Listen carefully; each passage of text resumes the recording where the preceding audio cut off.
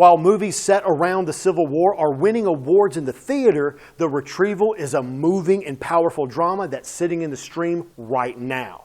Set around the fringes of the war between the states, it's about a boy that a team of bounty hunters send north to bring a wanted man back to the South. Now, what starts off as just another horrible mission in this kid's life turns into a life-changing experience. William and his uncle Marcus work for a very dangerous man. They help him capture escaped slaves for the bounties on their heads. When they learn of a huge bounty on a man named Nate who's living into the north, the two set out to use deception to lure him back south so he can be captured.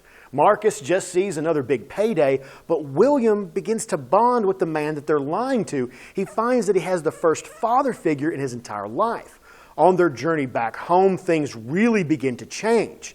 They play things so beautifully between William and Nate, you wonder if the boy can tell him the truth. I was very impressed with this movie because it delivered a big emotional impact to me with just a few actors on screen at any time and mostly backwoods locations.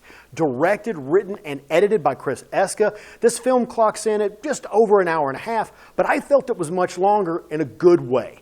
The ways that Will changes over time and how Nate slowly opens up to him builds a really strong bond that I thought this movie was well over 2 hours long. Every scene feels crafted. It's just so well done that gives the story believability and pain that really reaches us.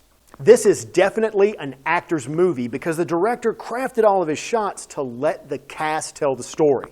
Ashton Sanders plays Will, and it's just impressive level of talent from a kid his age. This is a haunted character who's living through war and slavery, and he's jaded from all the things that he's done, but he still wants to be a decent person. All of this comes through Sanders' performance. And the rest of the cast, from Tashawn Scott as the noble and strong Nate that you just kind of fall in love with, to Bill Oberst Jr., who's the lead bounty hunter who's just plain scary. Everyone just takes a heavy, dramatic performance to mirror the times that this movie is set in. It all fits perfectly to the setting, and it's just something that makes you want to watch this movie again. The Retrieval was a surprise to find in the tiles, but it was an emotional, hard-hitting surprise that I want to find more of.